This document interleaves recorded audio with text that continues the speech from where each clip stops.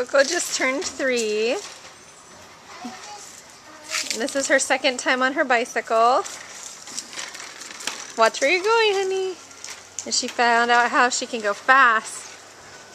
She pushes her feet faster.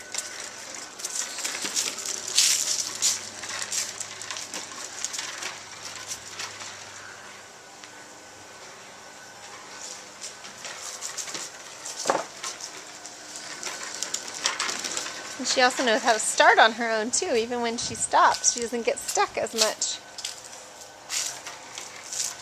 There you go, hon. Do you like your bike, Coco? Yeah. Oh! You okay? Bye-bye.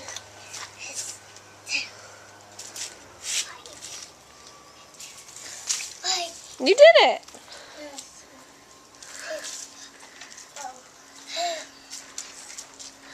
Your helmet in your eyes? Oh. Mommy, I'll take it like this. No, you have to wear it on top of your head. It takes too long. No, it has to be on top. Cosette, you have to ride with it on. Help me do this pedaling because I don't want this one.